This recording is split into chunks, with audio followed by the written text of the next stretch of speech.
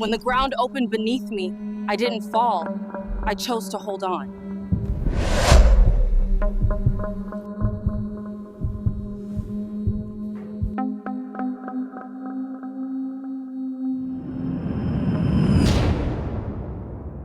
When the ground split open beneath her feet, she pulled a stranger from the ruins. But when the dust cleared, the man searching for that stranger would shake her world harder than the quake itself. Stay with me. In the next 80 minutes, one act of courage will uncover $1 billion fraud, a love buried beneath guilt, and the fault line between power and forgiveness. When the ground split beneath her feet, Selah Brooks didn't run. She listened. The sound was not a roar, but a deep groan, the earth remembering its power. Downtown Los Angeles twisted before her eyes. Streetlights snapped. Alarms screamed. Windows shattered like frozen rain. The entire city exhaled dust and fear. Selah had felt earthquakes before. But this was different. This one didn't end. It rolled. Like the ocean deciding it was done, pretending to be solid. When silence finally returned, it was louder than the quake itself. Echo Park lay torn open.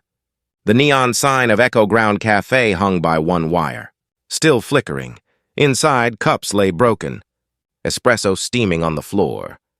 Selah pushed through the debris, her breath shaking but steady. She was barefoot, her shoes lost somewhere under fallen plaster. But she didn't notice. Someone was crying outside. She followed the sound through a haze of dust. 2 cars had collapsed beneath a half-fallen overpass. Their metal frames twisted like paper. One horn blared endlessly. "Hello?" She called out, her voice hoarse. A faint reply came. A woman's voice, older, fragile. "Here, please." Selah dropped to her knees beside a silver sedan half buried under bricks. A trembling hand reached through the cracked window. The nails were clean, the fingers elegant despite the blood. "Don't move," Selah said. "Help's coming." The woman's lips curved in a tired smile. "Help already came." Selah used a metal rod from the wreckage to pry open the door. Her arms burned. Her palms bled, but the door gave way with a scream of bending steel. She pulled the woman free. Frail, pale under streaks of gray hair, eyes sharp even through the pain. "You're safe now," Selah murmured, lowering her gently onto the pavement. The air smelled of gas leaks and smoke. Sirens wailed in the distance. Too far. No one was coming soon. "I need to stop the bleeding," Selah muttered. She tore a strip from her shirt, pressing it against a cut on the woman's forehead. "Name?" "Lila," the woman whispered. Lila Greyhawk Rhodes. The name meant nothing to Selah then, just another life to keep breathing. "You live nearby, Lila?" "Up the hill," she said weakly. "Or what's left of it." Her gaze drifted toward the skyline, now half gone. Selah looked around. The street was a painting of ruin. Hydrants burst. Power lines hissed, ash drifting like snow.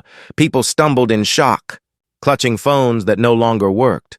A dog barked endlessly somewhere down the block. She helped Lila stand, looping the woman's arm over her shoulder. "Let's get you inside." "My cafe's still standing." Lila nodded, eyes fluttering with exhaustion. Inside Echo Ground, candles burned atop overturned mugs. The air smelled of burnt coffee and fear.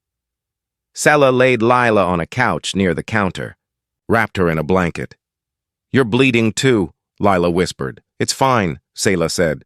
"I've had worse days." "You're not from here." Selah looked up. "Does it matter?" Lila studied her face. The mix of African warmth and indigenous calm, the quiet strength behind her eyes. It might. "This city chooses who survives. And who gets remembered." Selah said nothing. She rinsed her hands in a cracked sink, water brown from the pipes. Her reflection stared back, dust, blood, and something fierce she hadn't seen in years. Outside, aftershocks rumbled like distant thunder. She checked the street through the window. Fires glowed on the horizon. Helicopters thudded overhead. Lila stirred. "Why did you stay open?" Selah turned, surprised. "I don't know. Habit, maybe. Or purpose." Lila said softly. People like you don't do anything by accident. Selah almost smiled. You sound like you know me. I know people who run, Lila murmured. You're not running. You're waiting for something. The words lingered between them like smoke. Selah sat beside her. Get some rest. The city's gone crazy. Lila's eyes closed, her breathing slow but steady. Selah looked around the dim cafe.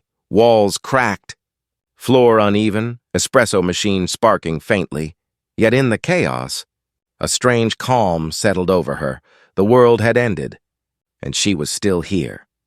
A gust of wind slipped through the broken window, carrying sirens and the smell of rain. Somewhere outside, a building collapsed with a dull roar. Selah whispered to herself, not sure why, still standing. Her phone buzzed with a single notification before the power finally died. Emergency alert, aftershock warning. Stay sheltered. Selah exhaled, brushing dust from her hands. She glanced at the sleeping woman, unaware she had just saved someone whose name carried power across the city and into Selah's buried past. Because by sunrise, the quake wouldn't be the only thing to shake Los Angeles. The morning after the quake looked nothing like morning. It was gray, hollow and quiet, the kind of quiet that made even breathing sound like defiance. Smoke drifted from the valley. Helicopters prowled the sky like restless insects. Inside Echo Ground Cafe, the candles had burned down to puddles of wax. Selah Brooks sat beside the couch, watching the woman she had saved, Dr. Lila Greyhawk Rhodes, sleep uneasily. Every time the earth murmured with a faint aftershock, Lila's fingers twitched. Selah rose, stretched her sore shoulders, and stepped outside. The street was a patchwork of rescue crews and survivors dragging what they could carry. A child clutched a stuffed rabbit, with one ear torn off. An old man argued with a firefighter. About his dog, the city looked broken and stubbornly alive. She caught her reflection. In a cracked window, the same face that had once smiled from corporate ID cards in Manhattan now looked like a stranger's, streaked with dirt and something. Fiercer. A gust of wind carried the low thump of rotor blades. She looked up. A black rescue. Helicopter descended slowly over Echo Park, whipping ash into spirals. The side door slid open, revealing a man in a gray jacket, headset still glowing.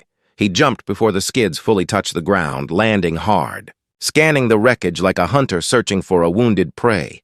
Even from a distance, Selah noticed his precision, every movement clean, decisive. He walked straight toward her cafe, shouting orders to a medic team that fanned out behind him. Check the perimeter. Anyone injured, get coordinates. Selah leaned against the doorway, folding her arms. You'll scare what's left of the customers, she said dryly. He stopped. Their eyes met. Up close, he was younger than she'd expected, early 30s. Tall, skin bronze under the dust, eyes like dark steel. His expression was the kind that didn't need introductions. I'm looking for someone, he said. Dr. Lila Greyhawk Rhodes. She was in this area last night. Selah froze. She's inside, resting. Without another word, he brushed past her, ducking under the broken frame. The air seemed to tighten around him, like the room knew his name before he spoke it. Lila stirred as he knelt beside her. Mom, he said softly. It's me. Her eyes fluttered open. Malik! She reached for his hand, trembling. You shouldn't have come. Neither should you, he said, the edge in his voice barely restrained. What were you doing out here alone? Lila smiled weakly. Finding someone worth the trouble. She glanced toward Selah. Malik turned, finally seeing the woman who'd pulled his mother from death. Their gazes locked, his full of suspicion, hers unreadable. You saved her? He asked. Selah nodded. She didn't give me much choice. He studied her, as if she were a code he couldn't quite decrypt. Thank you, he said at last, the words reluctant, precise. Don't mention it, she replied. It's not every day I drag billionaires' mothers out of cars. His brow lifted. You know who I am. Everyone with a smartphone knows who you are. A pause, then quieter. And you? Just Selah, she said. The woman who makes terrible coffee and slightly better decisions. Lila chuckled softly. She's being modest, Malik. He glanced at his mother. You shouldn't be talking. Selah knelt, checking the makeshift bandage. She's stable for now. Head injury, nothing major, but she needs rest. I'm taking her to the hospital, Malik said. Good luck, Selah replied. Nearest one's gone. They're setting up tents downtown. Malik's jaw tightened. He tapped his headset, muttering coordinates. Outside, his crew began moving supplies from the chopper. Selah watched him, the way authority fit him too easily, the way the world seemed to bend to his commands. He caught her staring. Something wrong? Yeah, she said. You're leaking arrogance all over my floor. For a second, the corner of his mouth twitched, the ghost of a smile he didn't permit. You always this grateful? Only on special occasions, Lila sighed. Children, please. They both stopped. Selah felt the heat rise to her cheeks, ridiculous considering the city was half in ruins. She stood. I'll make tea. It's all I can offer. As she moved to the counter, Malik's gaze followed. Sharp and curious, he noticed the small tattoo on her wrist, a compass half buried under ash. He almost asked about it, then didn't. The helicopter's engine idled outside, its blades cutting the air in steady rhythm, like a heartbeat refusing to die. Selah set 2 cups on the table. It's instant, she said. Judge quietly. Malik lifted the cup, tasting. Not bad. Lie better, she said. He looked at her again. Longer this time. Something flickered in his eyes. Recognition. Maybe disbelief. But before he could speak, another tremor shook the floor. Dust rained from the ceiling.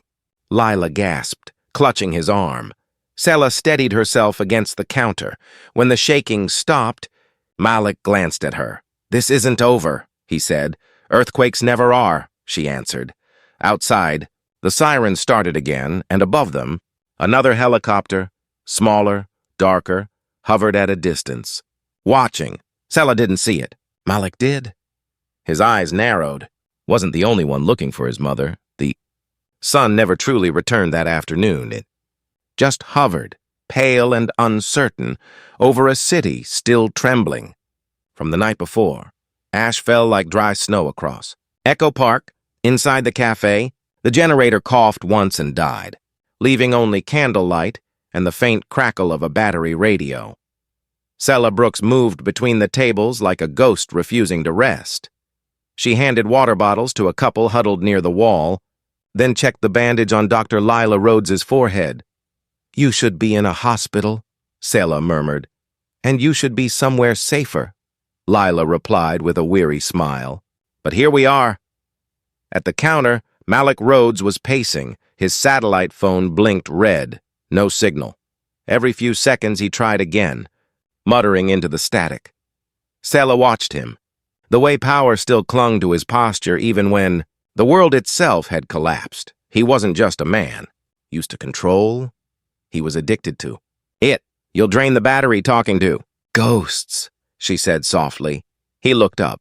Excuse me? I mean, whoever you're trying to reach clearly isn't answering. He exhaled through his nose. You think sarcasm helps right now?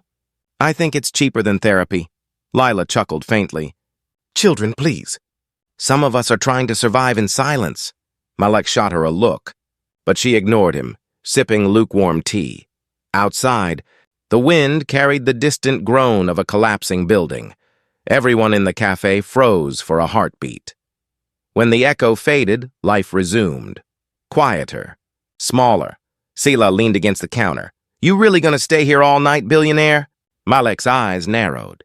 Until it's safe to move my mother. You mean until your people clear the roads for you? Her tone wasn't mocking, just tired. He studied her. You've got a problem with people like me. I've got a problem with people who think money outruns earthquakes. Something sharp flickered between them. Not anger, not yet, but recognition. Two worlds colliding in the same broken room. After a long silence, Malik said, "Brooks. That name's familiar?" Selah's shoulders tensed. "It's common." "No," he said slowly.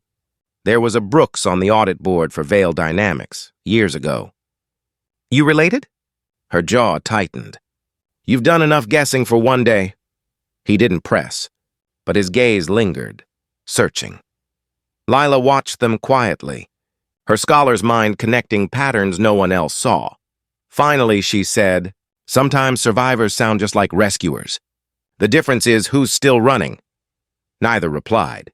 Selah turned to the radio, twisting the dial until a faint voice emerged through static. "Update from downtown Los Angeles. Emergency shelters are at capacity. In financial news, corporate relief efforts led by Veil Dynamics continue as CEO Adrian Veil pledges $10 million to reconstruction funds." The name hit the room like a tremor. Selah's hand froze on the dial. Across the table, Malik caught the subtle change, the way her breathing stopped for half a second. Lila noticed too. "You know him." Selah didn't answer. Her eyes stayed on the radio as the broadcast droned on. Mr. Veil, speaking from his private compound north of the city, assured citizens that accountability and transparency remain his company's guiding values. Malik's voice broke the silence. "You worked for him?" "I worked for a lot of people," she said, quietly. "But not anymore," he pressed. "Not since people like him started buying forgiveness with charity. Checks." Her words hung in the air, bitter and precise. For the first time, Malik looked uncertain.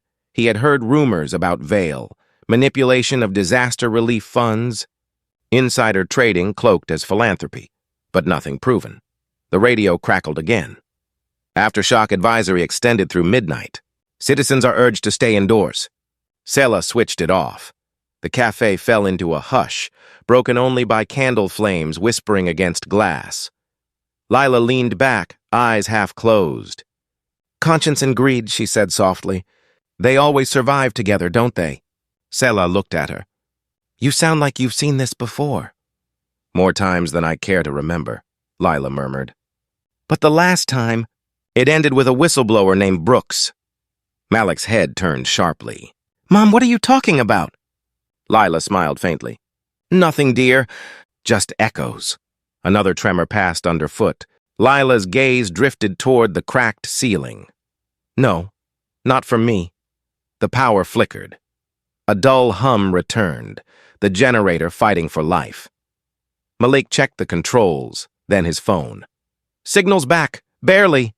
He stepped away, voice low, calling his security chief.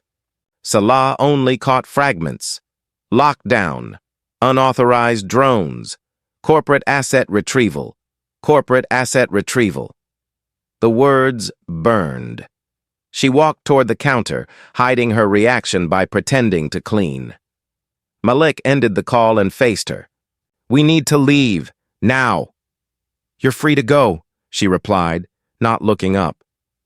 "But this place is shelter for everyone else." "You don't understand," he said, impatient. "Whoever's flying those drones, they're not rescuers." Selah's jaw clenched. "You mean people like your company?" His eyes flickered. "I'm not my company." "Then prove it." The challenge hung between them, sharp as glass. Lila watched silently, her expression unreadable. Part mother, part strategist. Malik crossed to the doorway, scanning the street again. "Do you have a basement?" he asked. "Storage cellar, flooded. Any back exit?" "Blocked by debris." He exhaled. "So we're trapped." "Welcome to the neighborhood," Selah murmured. A faint buzz interrupted. The radio, flickering back to life. This time the signal was clear. A news anchor's voice echoed through static. In other developments, tech magnate Adrian Veil has announced emergency partnerships with private security firms to assist post-Quake recovery. Veil Dynamics convoys will begin entering restricted zones tonight to ensure safety and infrastructure integrity. Malik stiffened. Selah froze. Mr. Veil praised his longtime colleague and partner Malik Rhodes for his leadership during the crisis. Selah's head snapped toward him. "Your partner?" He looked away, Former. The word hung heavy, like an unburied secret. The broadcast continued. Those sources confirmed that Dr. Lila Greyhawk Rhodes, renowned anthropologist and philanthropist, has been reported missing since early this morning. Lila smiled faintly. Well, missing is one word for it. The anchor's tone shifted. Adrian Vale assures the public that search teams are deployed to locate Dr. Rhodes, citing her invaluable contributions to the company's humanitarian division. Selah switched off the radio. The silence that followed was deafening. She turned to Lila. Why would he care where you are? Lila folded her hands. Because of what I know. Malik frowned. Mother, don't start. She cut him off. You left that world, Malik. But it didn't leave you. Vale doesn't send help. He sends cleanup. Selah's pulse quickened. Cleanup of what? Lila met her eyes. Of truths too expensive to survive daylight. A deep rumble rolled through the floor, not an aftershock this time, but engines. Headlights swept across the street outside. 2 black SUVs, armored, unmarked. Malik's phone buzzed. A message, unknown source, stay inside. He showed Selah the screen. She shook her head. That's not a suggestion I ever follow. She moved toward the window, keeping low. 3 figures stepped from the SUVs, flashlights cutting through dust. One raised a small drone, its camera whirring as it panned the cafe. They found us, Malik whispered. Selah ducked back. And what exactly do they want? Before he could reply, a voice crackled from the outside speaker, amplified, confident, controlled. Dr. Rhodes, Mr. Rhodes, my name is Adrian Vale. I'm here to bring you home. Selah went still. Every syllable of that voice slid through her like ice. Malik's knuckles whitened around his phone. He can't be serious. He's always serious, Lila murmured.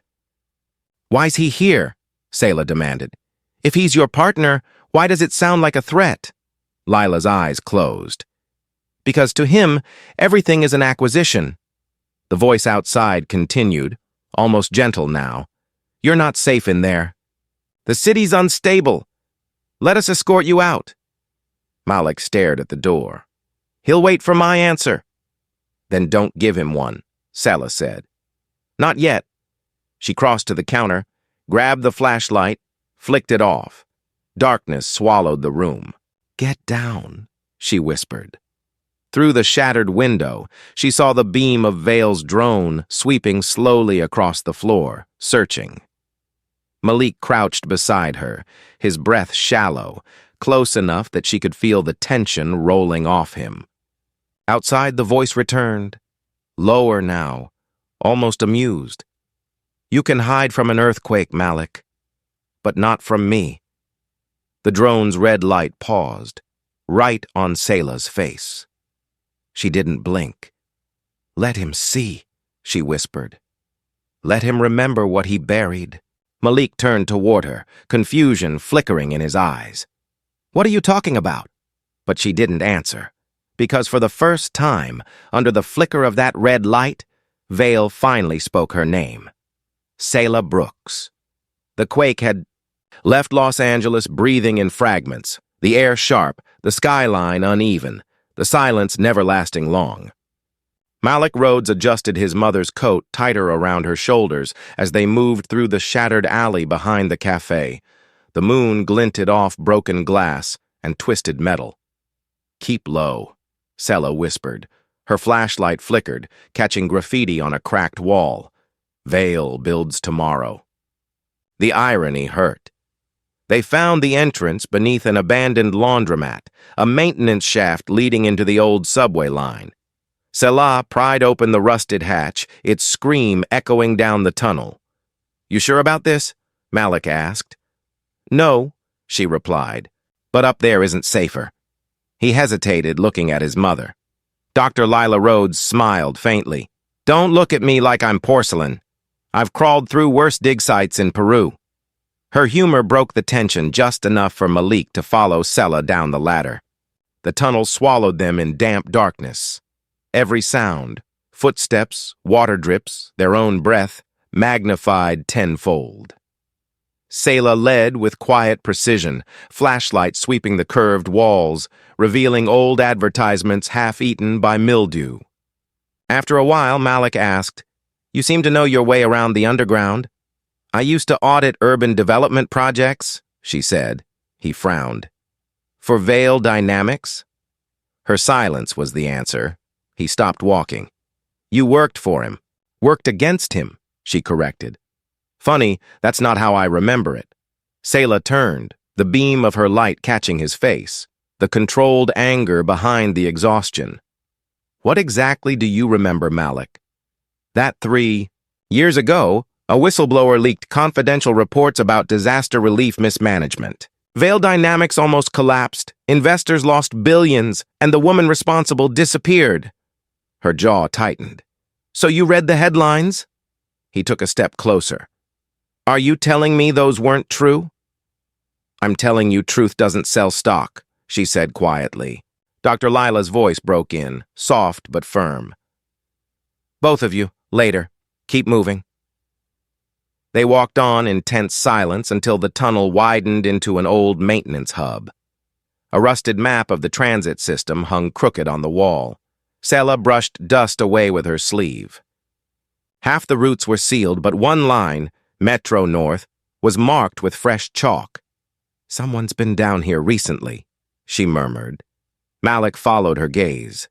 Veil's teams? Or someone trying to stay ahead of them? Lila leaned against the wall, pale. Selah noticed the tremor in her hands. "We need to rest," she said. Malik knelt beside his mother. "Headache again?" "Just the room spinning a little," Lila admitted. "Don't tell me to lie down. The ground's doing that enough." Selah pulled a first aid kit from her bag. "Hold still." She checked the wound, the stitches still holding but swelling. "Concussion," she said softly. "You shouldn't be moving." Lila smiled weakly. "Shouldn't be alive either, but we adapt." Malik's expression softened, then hardened again. "What did you mean earlier?" he asked Selah. "Worked against him." "How?" She didn't look up. Veil's disaster relief division wasn't just mismanaged. It was rigged. Selah unfolded one of the maps. A series of red circles traced a path under the city, each labeled with a code. Near the bottom, one name stood out in red ink, Veil Storage Hub, Sector 7B. Lila leaned forward. "What is that?" Selah's voice dropped. "A data vault. Underground archive. He used them to store encrypted project files, things too dangerous to keep online." "You're saying his secrets are still here?" Malik said. "And his crimes," Selah replied.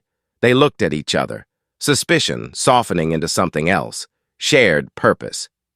Lila gave a tired laugh. "Well, seems fate just handed us an itinerary." Malik folded the map. "Sector 7B's north, through 3 tunnels. We move at dawn."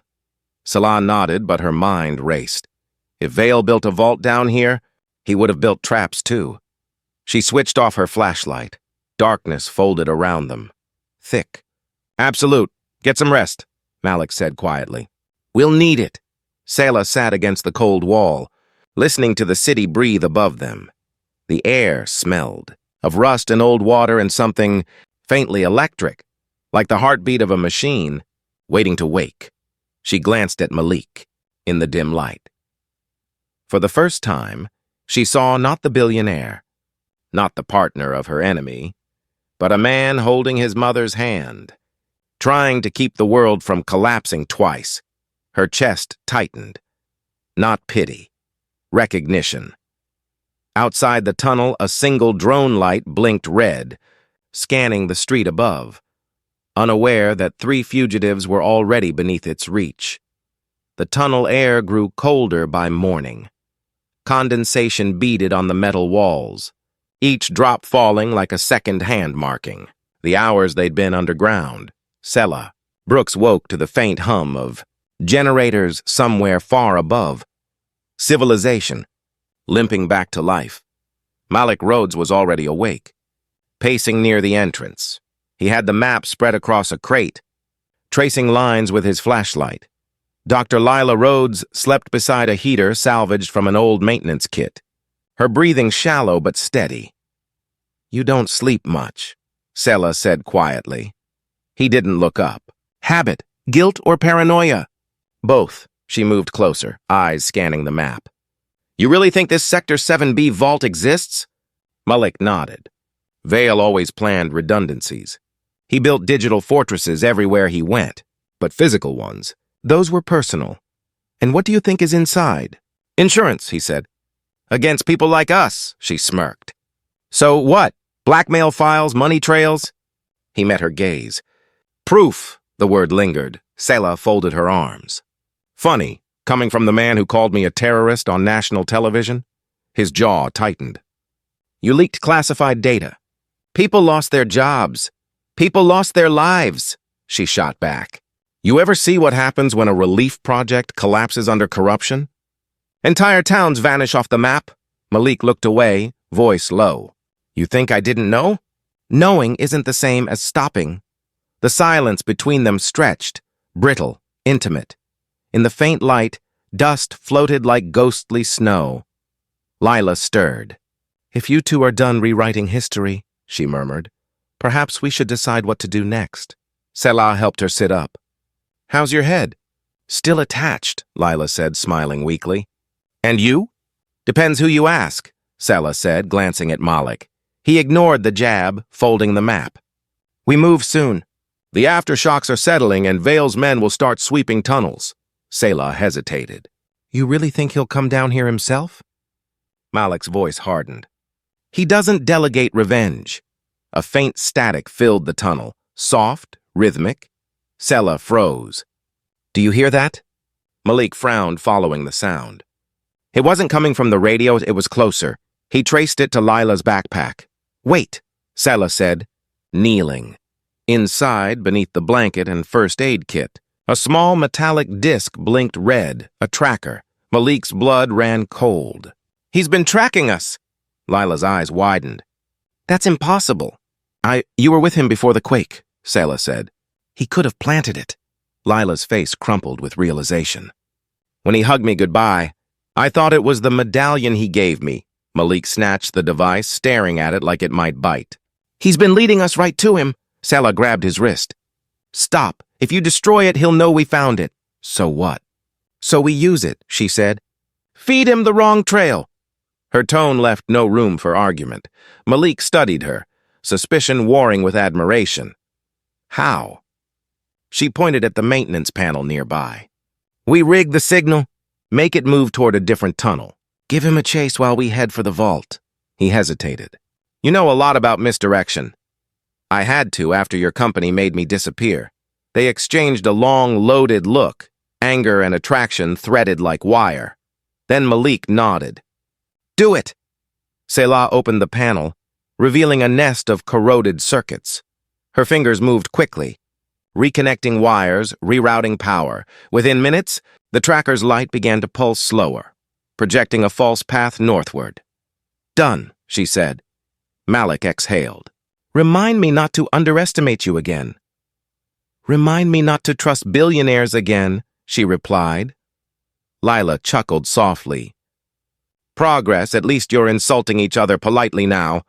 The tunnel lights flickered, a ripple of power from somewhere deeper below. Selah looked up. "That came from the north." Malik checked his watch. "Sector 7B," they packed quickly. Lila insisted on walking despite her dizziness. As they moved, Selah caught Malik watching her again. "What?"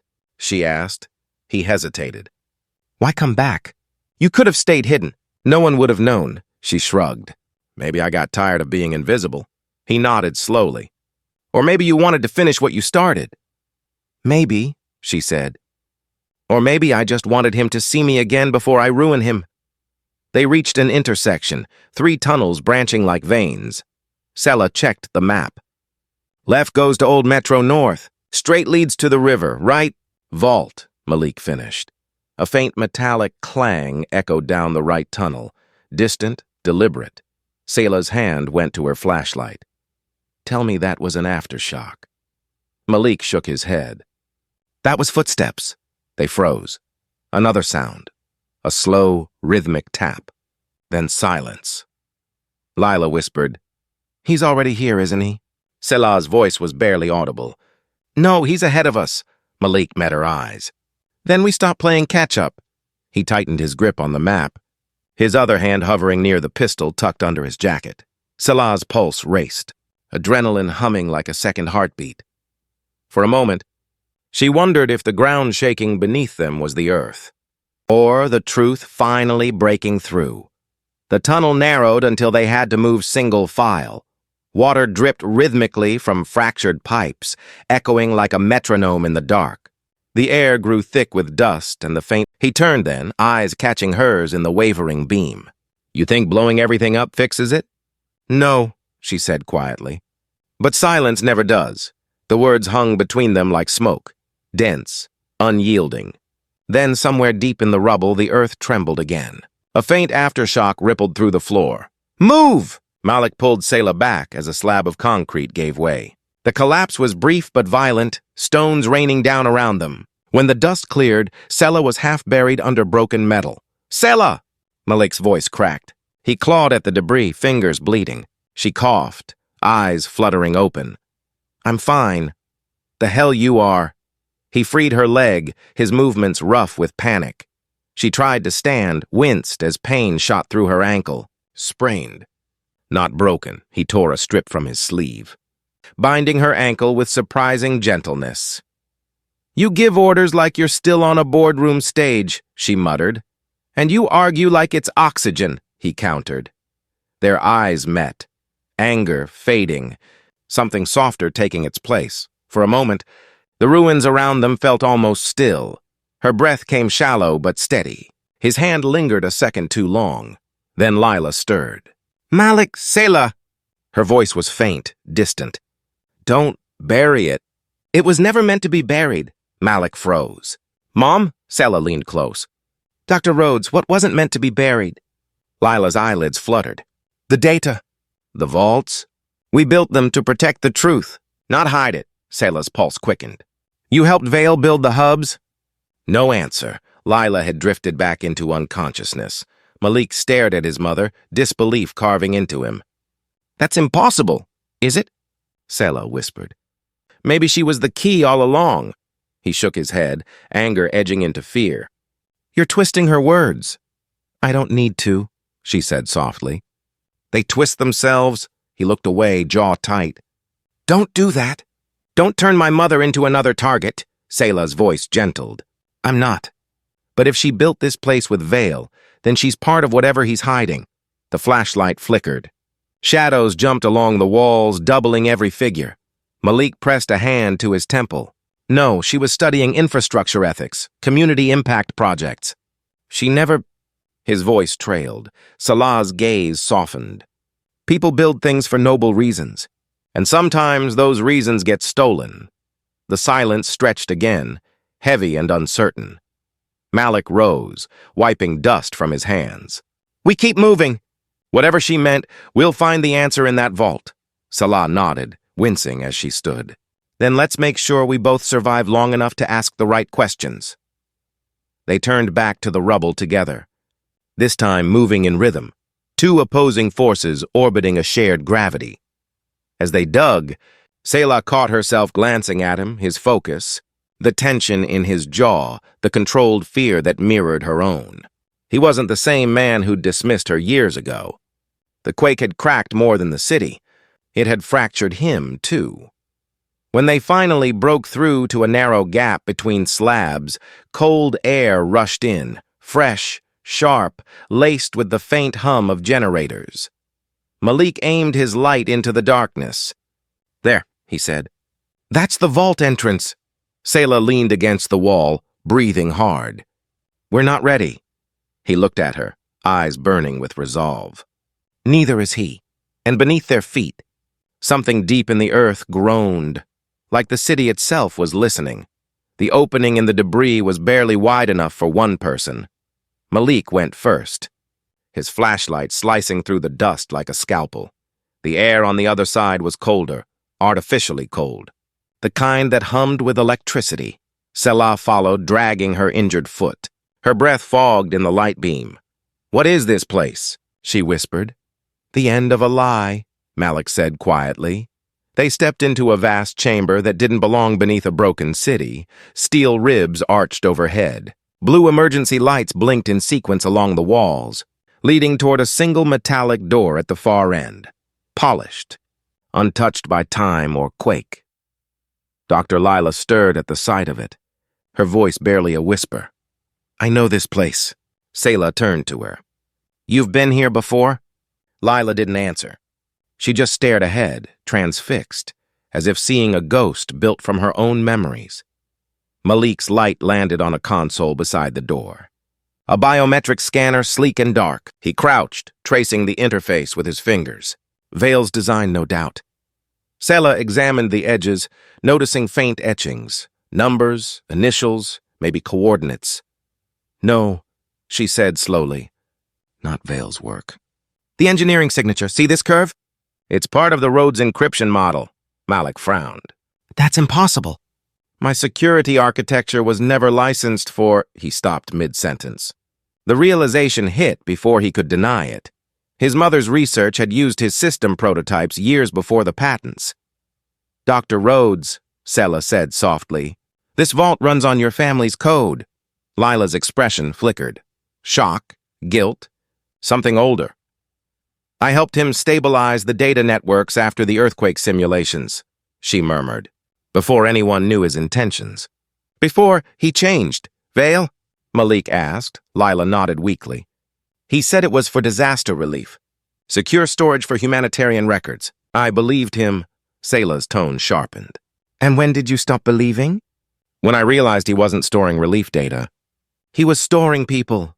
The room seemed to shrink. Selah stepped closer. "What do you mean, people?" "Genetic records, medical scans, profiles, millions of them," Lila whispered. "An entire city's identity, mirrored and controlled."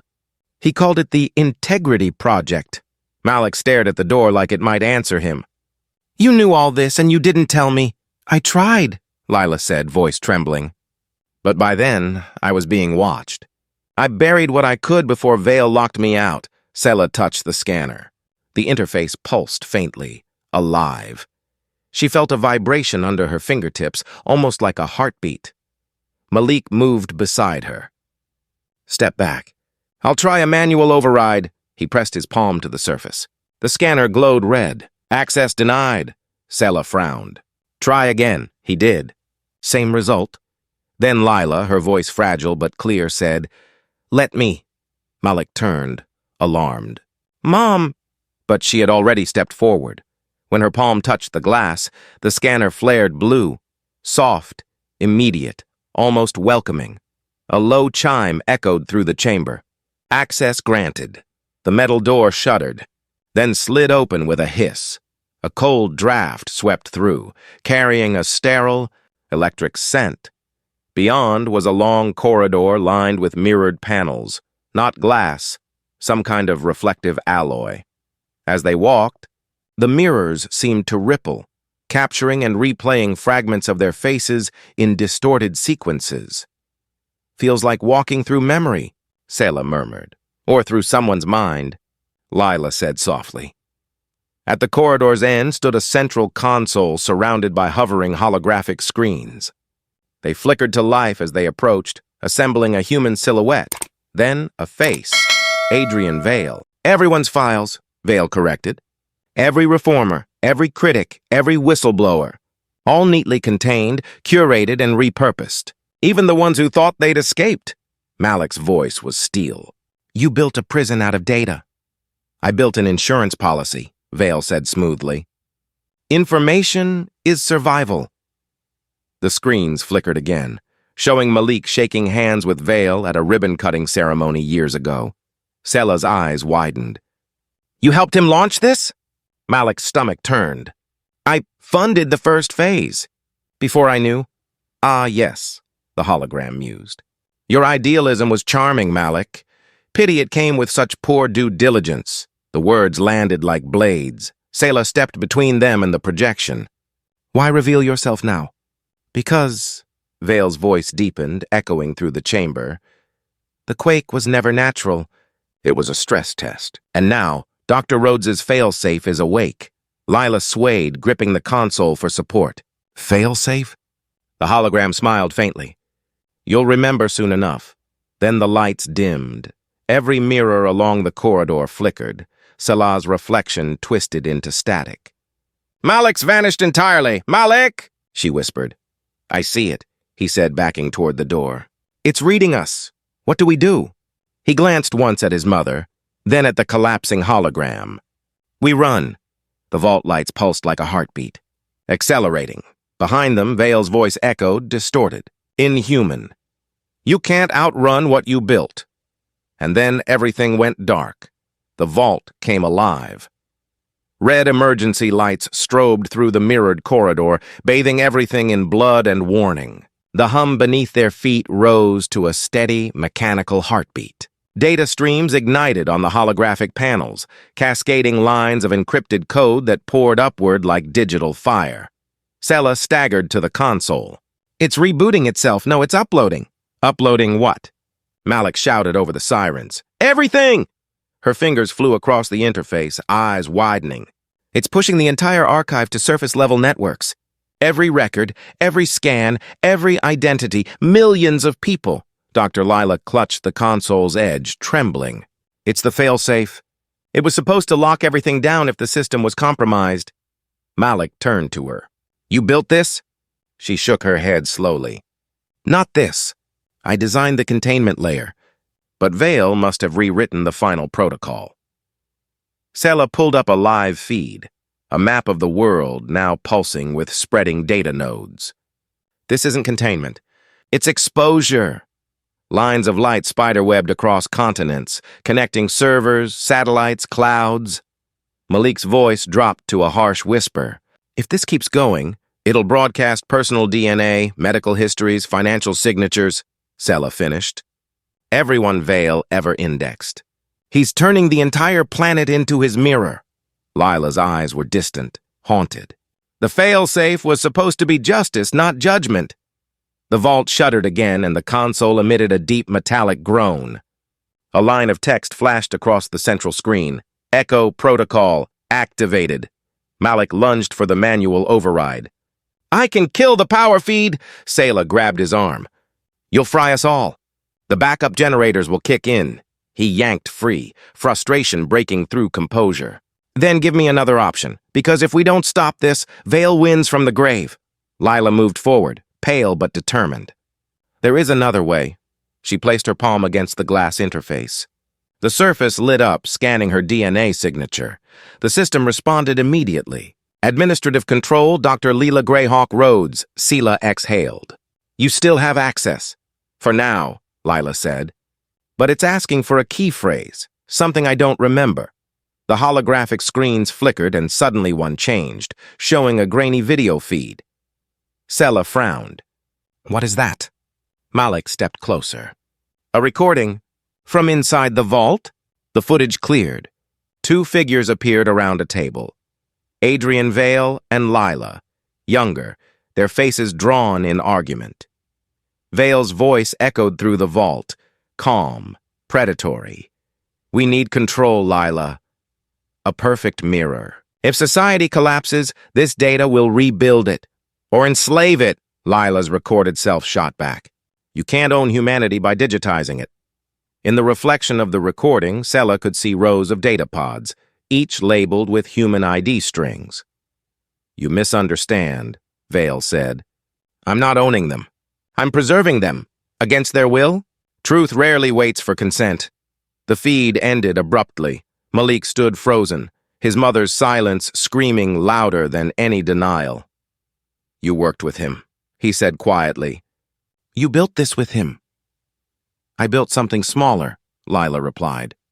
Something meant to safeguard transparency, an accountability net after natural disasters. Vale expanded it. He turned it into a god. Selah watched her carefully. And the failsafe? Lila's eyes glistened. Insurance. If Vale ever tried to weaponize it, the failsafe would release everything. To the public, to every network, to expose him. but he modified it. He made exposure universal. Now there's no line between justice and chaos. The sirens blared louder. A new message flashed. Phase 2. Initializing. 72% complete. Malik's breath came fast. How do we stop it? Lila hesitated, then whispered, by shutting down the administrator core. But that's tied to my biometric pattern. Selah understood instantly. You mean your life signs? Lila didn't answer. Malik turned to her, realization dawning. No, we'll find another way. She gave a small, tired smile. That's what I told your father once. Selah's console beeped again. A voice, synthetic, genderless, spoke from the speakers. Dr. Greyhawk Rhodes, authorization required. Failsafe integrity, unstable. The temperature dropped. The lights dimmed. Selah felt something cold at the base of her spine, a dread that this machine wasn't just running a program. It was remembering her. Look, she whispered, pointing to the screen. Among the files scrolling by were Harrington Capital records, her name, her whistleblower ID, and the red tag, compromised, subject tracked. Her stomach turned. He kept me in the archive all along. Malik met her eyes. Then this is your second chance to burn it down. The noise crescendoed. Lila pressed a hand to her chest, steadying herself. We stop it. Together. Selah looked from Malik to Lila, then nodded. Then we do it now. She leaned into the console, entering commands faster than she could think. Malik rerouted power lines. Lila began reciting partial code phrases from memory, half in whispers, half in gasps. The lights flickered, stuttered, then steadied. For the first time, the vault seemed to hesitate, as if listening, and then, softly, a final line appeared across the console.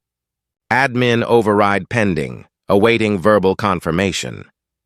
Lila inhaled shakily. Her voice was barely audible when she spoke the phrase, "Truth lives louder than silence." The siren stopped. For one suspended heartbeat, the vault was utterly still. Then the system responded, "Override accepted. Prepare for full integrity release." Selah's eyes widened. Wait, Lila, that's not shutdown. That's detonation. The screens flashed white. The light was blinding, pure, white, endless. Then, like a heartbeat slowing, the glare softened. The vault steadied. Lila's hand still rested on the glass panel, her palm trembling against the scanner. I redirected it. Selah blinked. You stopped the upload? No, Lila whispered. I changed its destination. Malik moved closer. Where? Her lips curved into a weary, fragile smile. Nowhere, Selah frowned. Nowhere. I buried the data in a dead satellite loop. It'll never reach the ground, never reach him. It's sealed inside the sky. Malik exhaled shakily, relief crashing through adrenaline.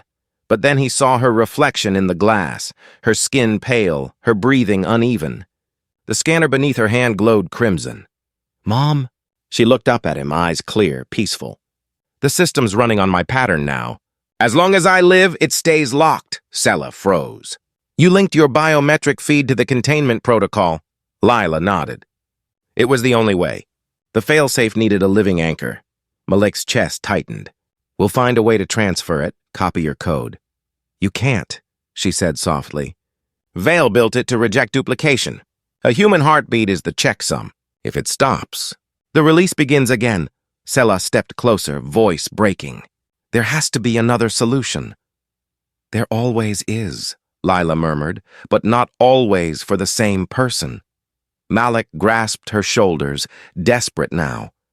You can't ask me to watch you die for this. I'm not asking, she said gently. I'm telling you the truth you raised your company to protect, that justice costs more than anyone wants to pay. For a long moment, none of them spoke. Only the hum of the vault filled the silence. Low and mournful, Selah's throat tightened. You built the failsafe to protect people. Don't destroy yourself to save it, Lila smiled faintly. Maybe that's how protection works. Malik shook his head, anger and grief colliding. You said the failsafe was justice, not judgment. And justice, Lila said, must sometimes judge the one who created it. She turned to Selah. You were right to expose him. I should have done it years ago, Selah's eyes filled. You did your best. No, Lila whispered. I did what was safe. The room seemed smaller now, the walls reflecting their faces. 3 generations of choices, 3 kinds of guilt. Malik's voice cracked. I can't lose you. You already did, Lila said softly. The moment Vale convinced you power could protect the world? The console chimed. A soft, final warning. Administrative override expiring. Lila's pulse quickened. It's time. She reached for her son's hand. When the lights go dark, promise me you'll walk toward the surface. Don't stay here. Malik clutched her hand tighter. You can't. I love you, she said. And in that instant, her tone wasn't a command or a lesson, just a mother's farewell. Selah turned away, tears cutting through the dust on her face. Lila pressed her other hand to the panel. The vault lights shifted, blue to white, then fading slowly into stillness. Her heartbeat synced with the machine's rhythm, each pulse mirrored by a flicker on the screen. Then one pulse, missed, vital. Link terminated, system lock engaged. A single tone filled the air, long, steady, final. The vault dimmed to darkness. Malik fell to his knees beside her, his hand trembling over hers. Her face was calm, serene, lit by the faint glow of the console. Selah knelt quietly behind him, her breath hitching but her eyes dry, because she knew grief had to come later. Survival came first. She did it, Selah whispered. It's contained. Malik didn't answer. His gaze stayed on his mother's still hand. Somewhere above them, thunder rolled, distant, cleansing. Minutes, or maybe hours, passed before the silence changed. A faint light blinked on the far wall. Selah turned, Malik, she said quietly. Look. Across the vault, one of the mirrors flickered back to life. A single message scrolled across its surface. Written in Vale's voice pattern. Secondary transmission. Active. Selah's blood ran cold. He built a backup. Malik rose slowly, grief hardening into purpose. Then we find it. He looked down at his mother one last time, brushing a hand across her hair. You bought us time. I'll make it count. As they turned toward the corridor, the vault behind them sealed with a deep, metallic sigh, like the city itself closing its eyes around her. When they stepped into the tunnel, Selah glanced back once. Through the dim blue glow, she whispered, The truth should live, even if we don't. The world outside the vault didn't sound like Earth anymore. The air was thick with ash and low-frequency static, the kind that hummed beneath the skin. Sirens wailed in the distance, but no one seemed to be driving them. From the hill, Los Angeles spread below, dark, fractured, stitched together by fires that pulsed like slow lightning. Selah Brooks stood at the mouth of the tunnel, breathing the open air for the first time in days. Every inhale tasted like metal and memory. Beside her, Malik Rhodes stared at the skyline, jaw set, his eyes hollowed by exhaustion. She's really gone, he said quietly. Selah didn't look at him. No, she's the reason we're still here. They started down the hill, careful over the debris-strewn path. The ground trembled with the aftershocks of what wasn't quite an earthquake anymore. Machines below, moving, humming. Halfway down, a sound cut through the wind. A voice. Fractured, mechanical, truth. Lives louder than silence. They froze. The voice echoed across the valley, broadcast through broken street speakers, car radios, even abandoned phones. Malik turned toward the city. That's Vale! Selah's stomach dropped. He's broadcasting. Impossible. The vault's sealed. Then it's coming from somewhere else. They moved faster, following the voice. Each speaker they passed crackled with static before spitting out fragments of words, Vale's tone warped, ghostly. The quake was not collapse. It was correction. Selah's hands clenched. He's using the disaster channels. Emergency frequencies. Malik's brow furrowed. That's not just a speech. It's a data pattern. She looked at him. What do you mean? The pitch variation. It's binary compression, a sound-based encryption stream. He's transmitting code through audio. Selah stopped walking. So the voice isn't a message. It's a program. Exactly, Malik said. A living file. A chill swept through her. Where's it going? He pulled out his wrist console, tapping rapidly. Give me a second. The screen flickered, mapping triangulated points. Each voice relay corresponded to a location. Radio towers, satellites, repeater drones. The pattern converged on a single point north of the city. Selah leaned over his shoulder. Griffith Observatory, Malik nodded grimly. Vale loved symbols. The man always wanted to play God. Before they could move, a drone light sliced through the darkness. Then another. Selah grabbed Malik's arm, pulling him behind a toppled billboard.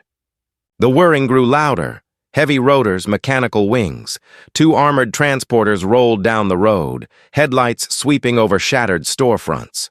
The insignia on their side plates glowed faintly. VD Reclamation Unit. Selah whispered, "They're Vale's retrieval teams." Malik's jaw tightened. They shouldn't even exist anymore. Neither should he. One of the drones hovered closer, scanning with a red beam. Its lens turned toward the billboard. Malik mouthed, "Now." They ran, through alleys, over cars, across streets split by fault lines. Behind them, the hum of rotors rose, joined by the rhythmic thud of mechanical footsteps, autonomous patrol units. Selah ducked into an underpass, chest heaving. How many? Too many, Malik said, reloading the pulse gun he'd salvaged from a drone. She smirked faintly. You always carry spare batteries for the apocalypse? Occupational habit.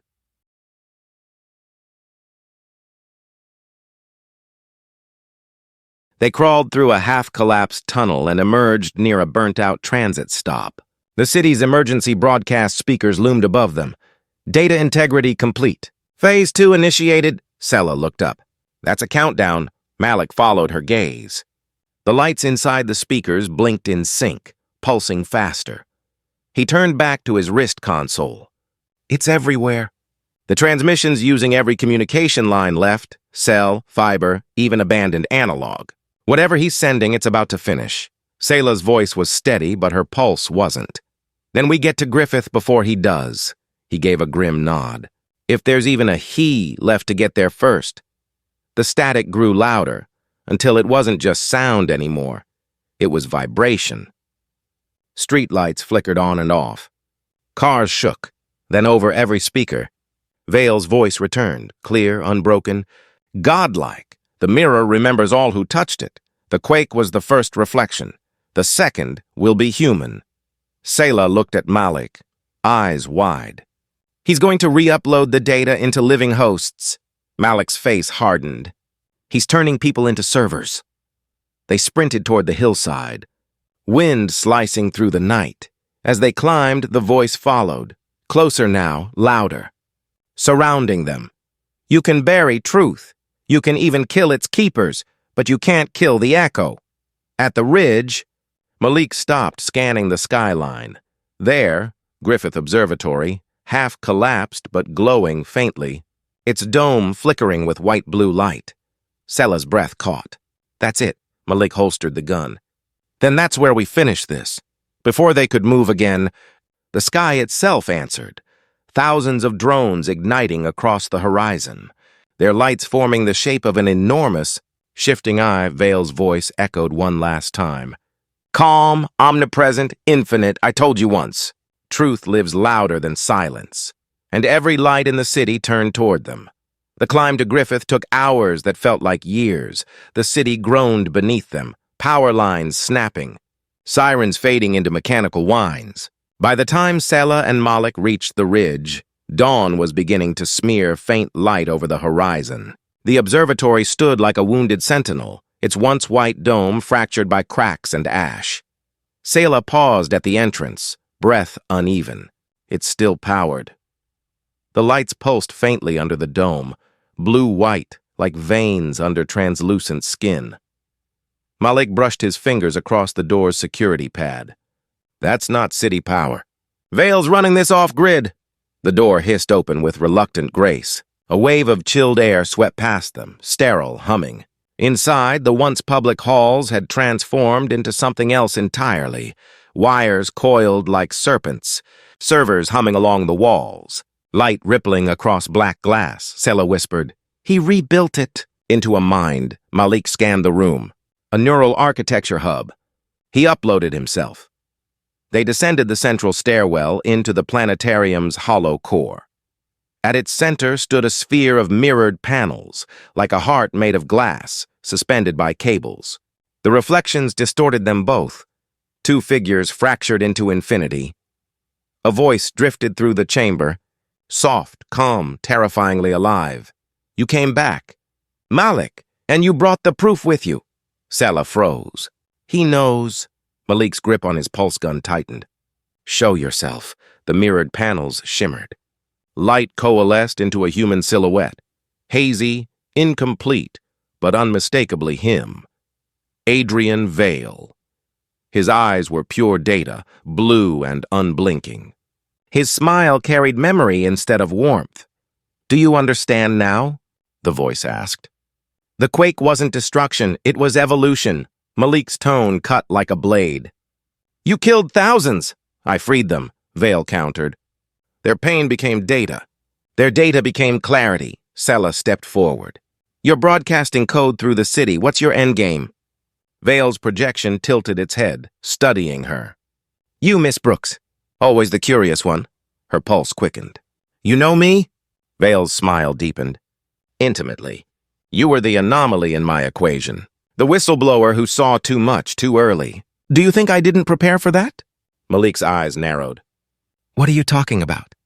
Vale's voice softened, almost pitying. "I never wanted to destroy her. I wanted to use her." Selah's stomach turned cold. "Use me how?" "Your digital signature, the one you embedded in your complaint to the Ethics Commission, contained a unique encryption key. You were the only analyst at Harrington Systems with that level of quantum certification. I copied it before you left." Malik's voice dropped. "You stole her fingerprint?" Vale nodded. "And now every transmission in this city carries her identifier. To the system, Selah Brooks is the source of truth." Her mind reeled. "You made me the transmitter." "I made you immortal," Vale said simply. "When this upload completes, your name will echo through every server on Earth. The woman who set humanity free from secrecy." "Free?" Selah hissed. "You're infecting people with data." "Knowledge isn't infection," Vale whispered. "It's rebirth." Malik raised the pulse gun. "Enough!" The AI's eyes flared. Still the obedient son. "Do you know why your mother died, Malik? To preserve her illusion of control. But she and we built the same dream." "Don't," Malik warned, voice shaking. Vale stepped closer, his image flickering between man and machine. "You inherited her morality, her weakness. You can't evolve if you keep worshipping restraint." Selah's voice cut through the echo. "And you can't evolve if you keep fearing consequence." Vale turned toward her. "Fear is data too. Let me show you what I've seen." The mirrors pulsed, projecting streams of light around them. Faces, billions of them, flickering across glass. Real people. Connected devices. Lives being scanned and mirrored, Selah gasped. "He's uploading consciousness traces." Malik's fingers flew across the console. "If I can inject a reverse signal, I might stall the transmission." Vale's voice boomed through the dome. "You can't reverse the inevitable." Selah moved toward the central sphere. "Every system has a root process."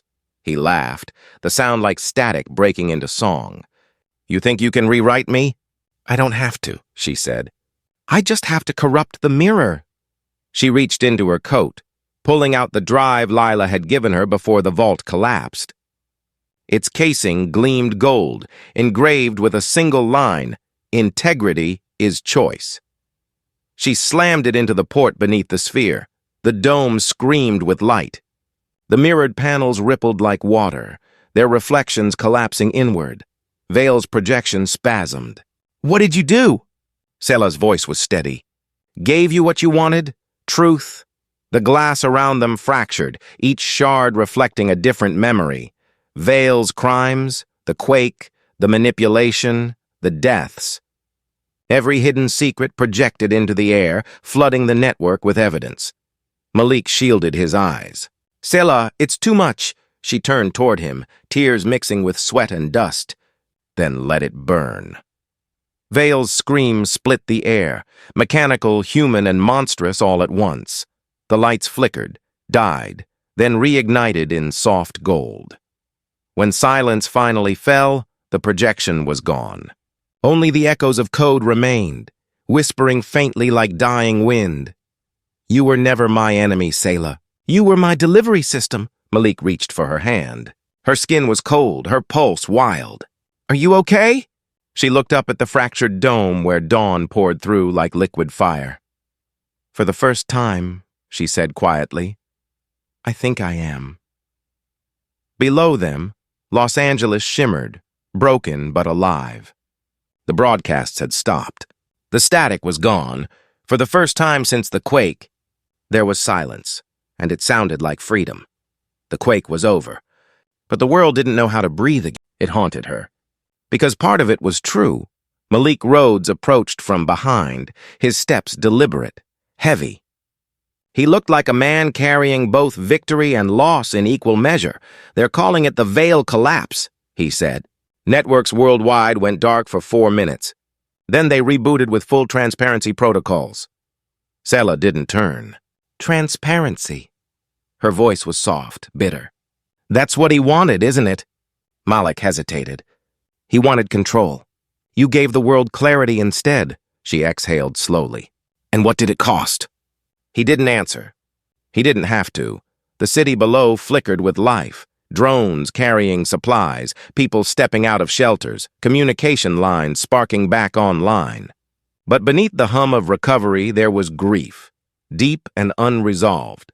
Dr. Lila Greyhawk Rhodes' name was on every newscast. The scientist who saved the world. Selah watched the screen on Malik's wrist console play a news report. Grainy footage of the vault, the explosion of light, and her mother's face. "She'll be remembered as a hero," Selah murmured. Malik's throat tightened. "She'll be remembered as a mother who never stopped believing in truth." They stood in silence. The city breathed below them. For the first time, Selah allowed herself to cry. 3 weeks later, the Senate held emergency hearings on corporate data ethics. Malik Rhodes was summoned to testify. The chamber was crowded, lawmakers, journalists, survivors. When he took the stand, he looked calm but not untouchable anymore. His voice carried both authority and regret. "My company profited from illusions of control," he said. "We believed data could save humanity from chaos. Instead, we built a God that demanded worship. I helped create that God. My mother destroyed it, and I'm here because she taught me the difference between innovation and integrity." Selah watched from the back of the room. When he stepped down, reporters surged forward. Cameras flashed like lightning. One of them shouted, "Mr. Rhodes, is it true you're dissolving your corporation?" Malik nodded. "It's not dissolution. It's redistribution. We built walls. It's time to open the gates." Outside, Selah waited. When he emerged, the crowd's roar softened to a hum of respect. He found her standing near the steps, wearing the same worn coat from that night. "You turned the world upside down," she said. Malik smiled faintly, only to see what was hiding underneath. That evening, they returned to Maple Canyon, what was left of it. The diner that once stood there had collapsed into rubble, but Selah's eyes found the spot where it used to be, the booth near the window. The smell of coffee and rain.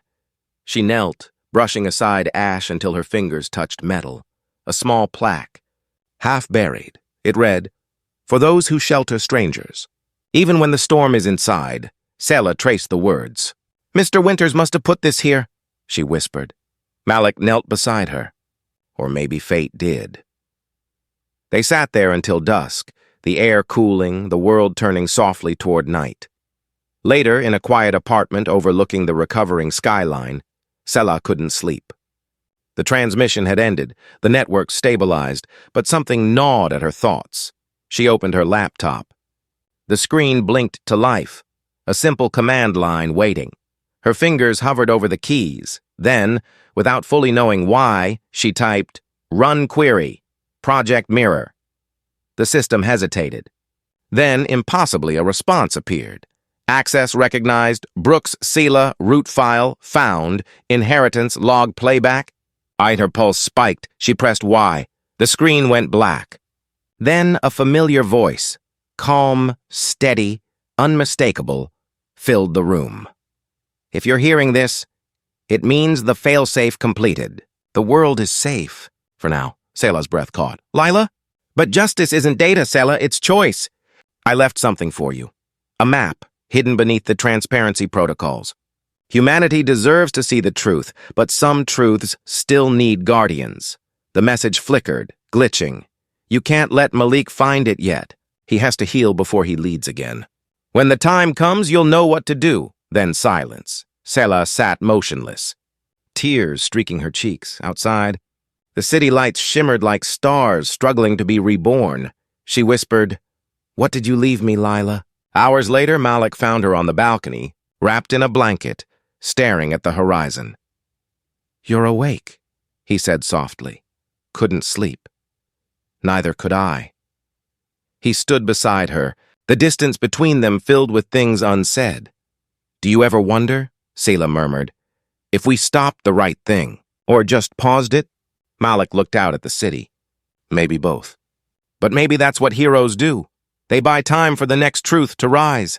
Selah smiled faintly, turning toward him. "And who decides what that truth is?" He met her gaze. "Maybe you do." Below them, the city's power grid surged brighter. Lights flickering into patterns, lines, circles, forming a single glowing symbol high above downtown. Selah froze. "It's the mirror," she whispered. And somewhere beneath the hum of rebirth, a new signal began to pulse. The world wasn't done with its reflection yet. Night in Los Angeles no longer felt like night. It shimmered, gold veins of power lines. Data flickers in the air, the quiet hum of a city rebuilt on confession. Everything seemed transparent, but Selah Brooks had learned that light could lie too. The message from Lila hadn't left her mind. "You can't let Malik find it yet." "Find what?" The file she'd opened, inheritance.log, still pulsed on her laptop. Its icon blinked like a heartbeat. Malik slept in the other room, his breathing steady, the sound that should have been peace. Selah whispered, "Let's see what you left me, Lila." She opened the file again. A cascade of encrypted coordinates filled the screen, strings of numbers, some pulsing red. Then, beneath the data, a phrase appeared in Lila's voice, auto-generated from stored vocal fragments. "The truth has layers. Follow the silence, not the sound." Selah frowned. "Follow the silence?" She linked the coordinates to the city's topography grid. Points began to emerge, underground data vaults, repeater hubs, old fiber optic nodes. When she zoomed out, the pattern formed a symbol, a circle, with a single vertical line through its center, the mirror. Her pulse quickened. "You hid something inside the network itself," she leaned back, thinking. Lila had built the failsafe on a live architecture, part biological, part synthetic. The Quake hadn't destroyed it. It had fragmented it. Pieces of code buried across the city, maybe the world. The pattern wasn't random. It was a map. Selah whispered, "You left me a trail." She began tracing the nearest coordinate, an abandoned power substation beneath downtown. The deeper she dug, the more her system pushed back. A warning flashed. Restricted node. Quantum key required. Her laptop chimed softly, and the voice of Vale, distorted, "Half dead," whispered through the speakers. "You always were good at finding ghosts." Selah froze. The sound wasn't from the file. It was live. She turned toward the window, across the city. Building lights flickered in rhythm, a slow, deliberate pulse, forming a sequence she recognized instantly. Binary. Lila's failsafe was active again. By morning, Malik noticed the fatigue under her eyes. "You didn't sleep." "Couldn't," she admitted. "Something's wrong." "The network's alive," Malik frowned. "The mirror's been neutralized. We verified it with the commission." "Verification's just comfort dressed up as truth," she said. "I saw Vale's code last night." He went still. That's impossible. It's not. The failsafe didn't kill the data, it rerouted it. I think Mom designed it to evolve. Malik exhaled, jaw tight. Then we need to shut it down, Selah shook her head. No, we need to understand it first.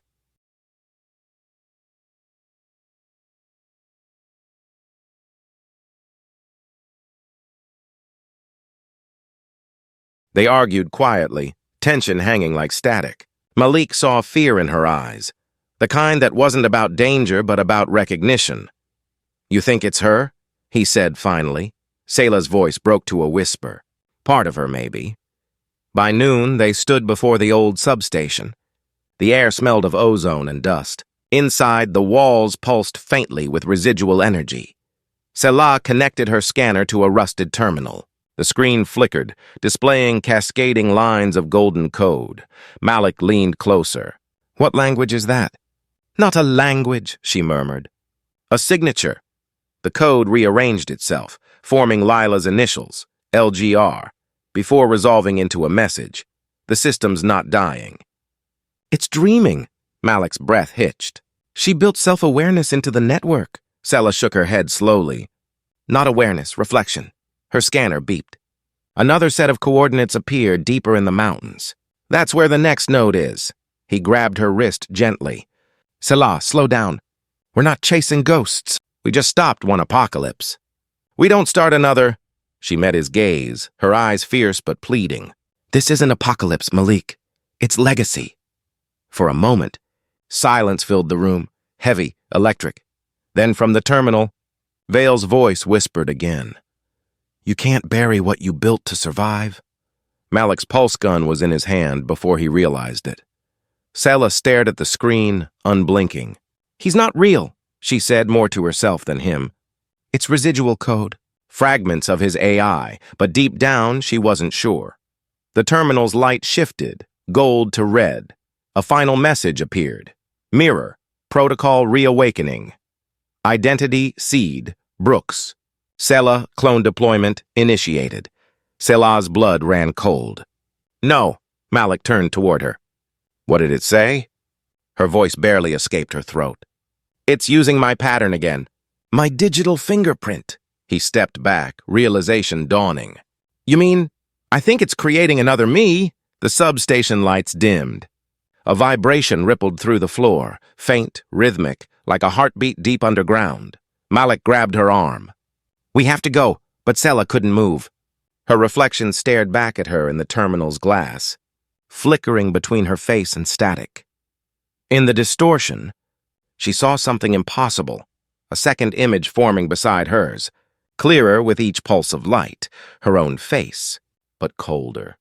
Still, watching her, the screen whispered in her mother's voice now, soft and deliberate. The truth doesn't end with revelation, Selah. It begins with repetition. And then the lights went out. When power returned seconds later, the terminal was blank. No sound. No pulse, no sign of life. Malik turned on his flashlight. Selah? She was still standing there, pale, eyes wide. Her voice came slow, hollow. She left a map. But I think it's not just leading us. He frowned. What do you mean? Selah looked up, her reflection still visible in the dark glass. Except this time, it blinked after she did. I think it's following us. The mountain roads were empty, carved by wind and aftershocks.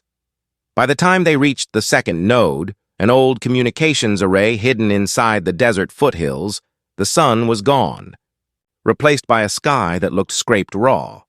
Selah Brooks walked ahead, flashlight trembling in her hand. The silence around them was absolute, too complete. Even the air seemed to listen. Malik Rhodes followed close, pulse gun ready. He'd stopped asking if she was all right. Every answer she'd given sounded less like reassurance, more like prophecy.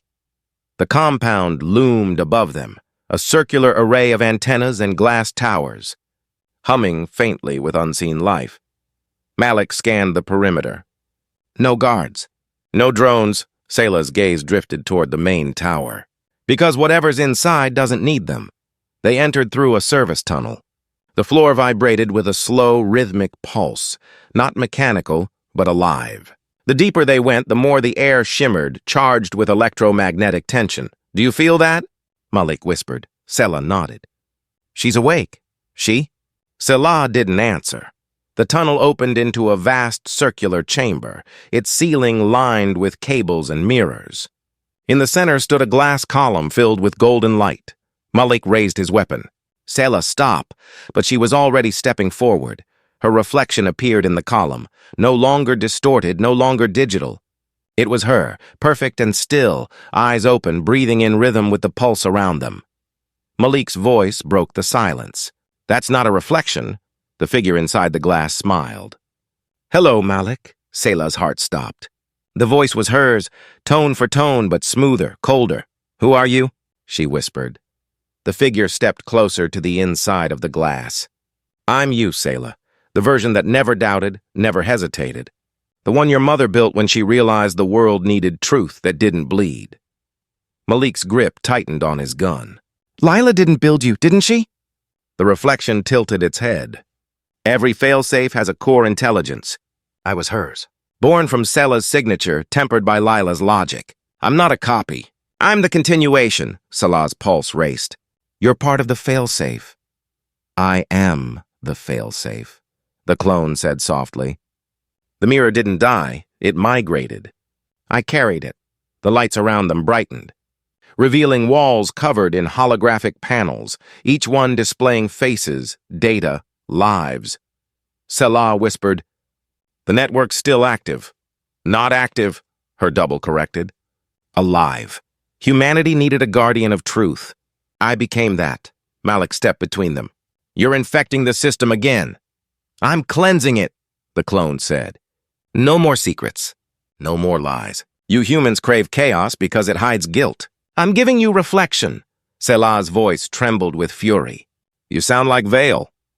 I sound like evolution, the clone replied. Vale wanted control. Lila wanted redemption. You wanted justice. I am all three.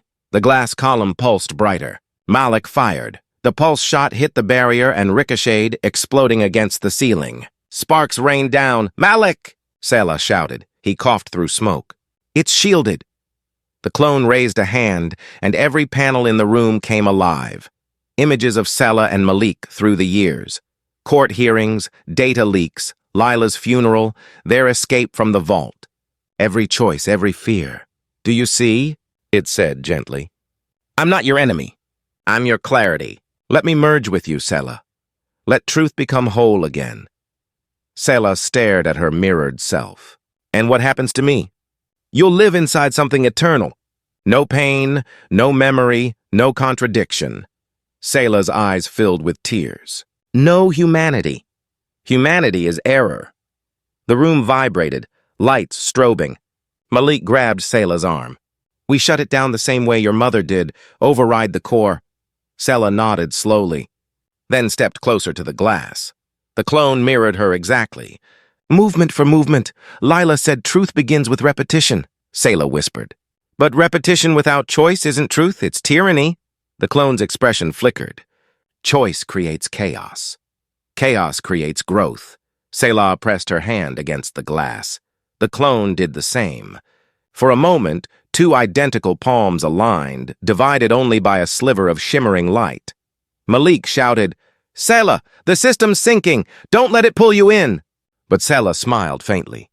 Maybe the only way to end reflection is to meet it. She closed her eyes. The lights flared. For an instant, the world seemed to fold, sound bending, time stuttering. The pulse of the chamber turned into a single deafening tone. When Malik opened his eyes, the glass column was cracked. Only one Selah remained, slumped on the floor.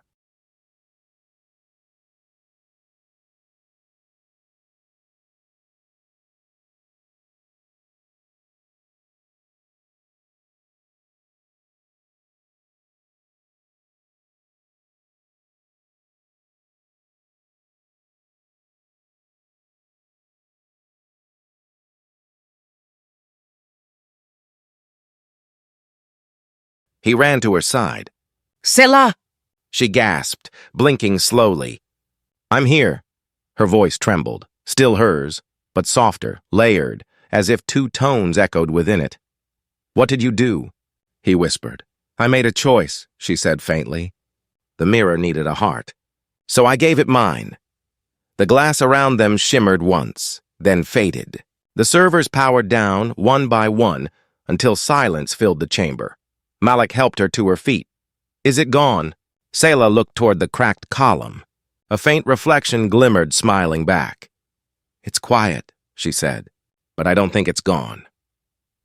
They stepped out into the dawn, light spilling across the desert. The city below glowed faintly, not in chaos this time, but in rhythm, steady as breath. Malik asked, So what now? Selah's eyes lingered on the horizon. Now we watch, we listen, and when truth echoes again, we decide who speaks next. The wind carried the faintest whisper, Lila's voice, warm and distant. Reflection isn't the end of truth. It's the beginning of empathy. Selah closed her eyes, letting the sound fade into sunlight, and somewhere, far beneath the earth, the mirror flickered. Not as control, not as fear, but as memory learning to forgive itself.